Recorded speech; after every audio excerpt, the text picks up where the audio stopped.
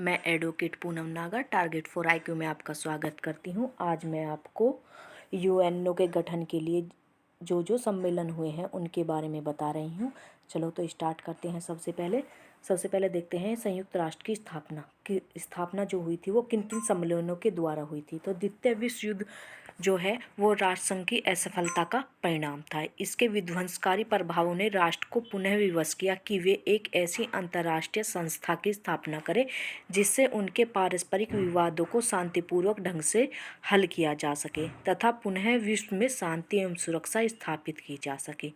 इस उद्देश्य की पूर्ति हेतु द्वितीय विश्व युद्ध के दौरान ही यूएनओ की स्थापना का प्रयास प्रारंभ हो चुका था। और इसकी स्थापना हेतु क्या कौन कौन से सम्मेलन किए गए, तो सबसे पहले देखिए कौन कौन से सम्मेलन किए गए। सबसे पहले किया गया सेंट जेम्स की स्थापना, ठीक है ना, ठीक है। स्थापना की गई जो की गई 12 जून 1941 को। तो यह कब कहाँ पर, ये जो डेट होती है ये डेट एग्ज़ाम में बहुत ही ज़्यादा इंपॉर्टेंट है, बहुत ही बार पूछी भी गई है कि किस डेट को है सारे ही सम्मेलन जो थे, ठीक है। तो आप देखिए लंदन के सेंट जेम्स महल में 20 निर्वाचित देशों के प्रतिनिधि एकत्रित हुए तथा एक घोषणा पत्र पर हस्ताक्षर किए जिसमें उन्होंने विश्व में शांति स्थापित करने की इच्छा व्यक्त की। दूसरी जो घोषणा हुई वो हुई अटलांटिक चार्टर 14 अगस्त 1941 ईस्वी को। तो इसमें ब्रिटेन के प्रधानमंत्री चर्चिल तथा अमेरिका के राष्ट्रपति रूजवेल्ट एंटार्कटिक महासागर में एक जहाज पर मिले तथा यह संकल्प लिया कि नाजीवाद को समाप्त किया जाए तथा राज्यों के समानता, सार्वभौमिकता, शांति, सामूहिक सहयोग तथा विजय द्वारा प्रदेशों पर अधिपत्य का निषेध किया जाए। ये इत्यादि से संबंधित सिद्धांतों के प्रति अपनी आस्था प्रकट की। क्योंकि यह जो था एंटार्कटिक महासागर में हुआ इसलिए इसे एंटार्कटिक चार्टर कहा जाता है, ठीक है। अब देखिए तीसरी घोषणा हुई वो हुई संयुक्त राष्ट्र घोषणा जो हुई 1 जनवरी 1942 को। तो इसमें अमेरिका के राष्ट्रपति रूजवेल्ट व ब्रिटेन के प्रधानमंत्री चर्चिल तथा रूस के राष्ट्रपति मैकजिम लिटनोवा तथा चीन के टीसीसुंग 1 जनवरी 1942 को ही संयुक्त राष्ट्र संघ घोषणा पत्र पर हस्ताक्षर किए। इस घोषणा से ही संयुक्त राष्ट्र संघ नाम लिया गया है। इसका नामांकन करने का श्रेय रूजवेल्ट को प्राप्त है। तत्पश्चात इस घोषणा पर भी अन्य देशों के प्रतिनिधियों ने हस्ताक्षर किए।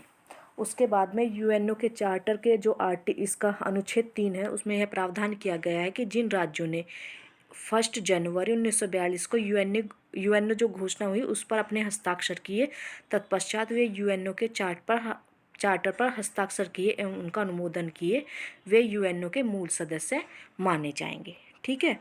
चौथी जो घोषणा हुई वो हुई मॉस्को घोषणा जो कि 30 अक्टूबर 1943 को ही। इस घोषणा में क्या हुआ कि ब्रिटेन, रूस, चीन तथा अमेरिका के विदेश मंत्री मॉस्को में मिले तथा एक घोषणा पर हस्ताक्षर किया जिसमें यह कहा गया था कि विश्व संगठन को संप्रभुता तथा समानता के आधार पर स्थापित किया जाना चाहिए, ठीक है। उसके बाद में हुआ 5वां सम्मेलन जो कि हुआ तेहरान घोषणा जो कि 1 दिसंबर 1943 को ही हुआ इसी साल में। तो दो महीने बाद ही इसमें चर्चिल, रूजवेल्ट तथा स्टालिन तेहरान में एकत्रित हुए एवं एक घोषणा पत्र पर हस्ताक्षर किए तथा यह संकल्प व्यक्त किया गया कि एक ऐसी विश्व संस्था की स्थापना की जाए जो कि विश्व शांति एवं सुरक्षा बनाए रखे। उसके बाद में नेक्स्ट सम्मेलन हुआ हमारा डबरंड ऑक्स घोषणा जो कि 7 अक्टूबर 1944 को हुआ। और इसमें क्या हुआ, यह सम्मेलन 2 चरणों में हुआ। इसकी जो मुख्य विशेषता यह थी कि विश्व संस्था का नाम यूएनओ नाम रखने पर इस पर सहमति बनी। और संयुक्त राष्ट्र घोषणा कब हुई, 1/1/1942 यानी कि 1 जनवरी 1942 को की गई। और यूएनओ का नाम यूएनओ की रखा जाएगा, इस पर सहमति 7/10/1944 को डबरटन ऑक्स सम्मेलन में हुई, ठीक है। फिर उसके बाद में 7वां सम्मेलन आता है हमारा याल्टा सम्मेलन जो कि 11 फरवरी 1945 को हुआ। और इसमें ब्रिटेन के प्रधानमंत्री चर्चिल, रूजवेल्ट अमेरिका के और स्टालिन रूस के अपने विदेश मंत्रियों तथा अपने सैनिक अध्यक्षों के साथ याल्टा में मिले और इस सम्मेलन में यूएनओ का आखिरी ड्राफ्ट तैयार किया। अब देखिए ड्राफ्ट तैयार किया कौन से सम्मेलन में, याल्टा सम्मेलन में। ठीक है, और आईपीसी का ड्राफ्ट किसने तैयार किया, तो आईपीसी का ड्राफ्ट तैयार किया लॉर्ड थॉमस वेलिंगटन मैकाले ने।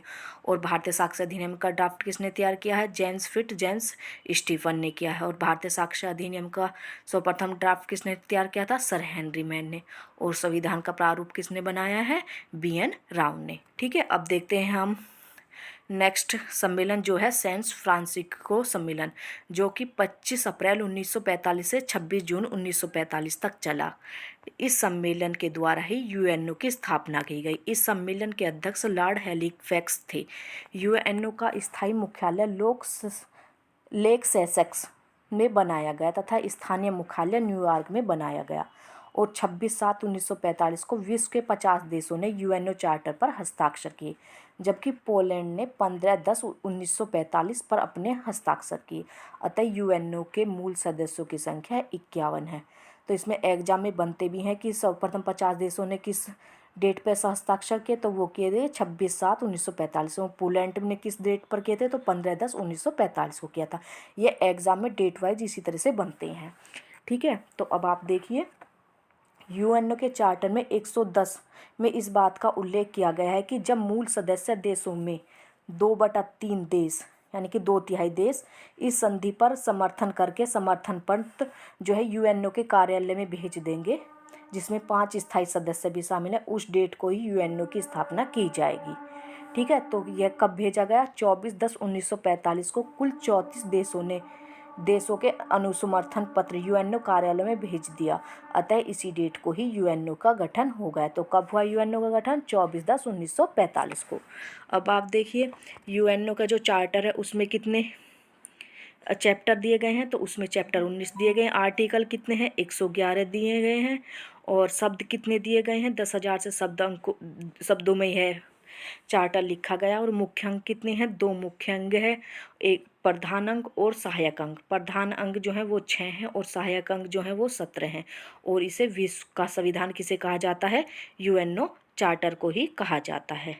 ठीक है, तो अगर आपको हमारी वीडियो अच्छी लगी है तो ऊपर दिए गए नंबर पर कॉल करें और लाइक करें, सब्सक्राइब करें। Thank you.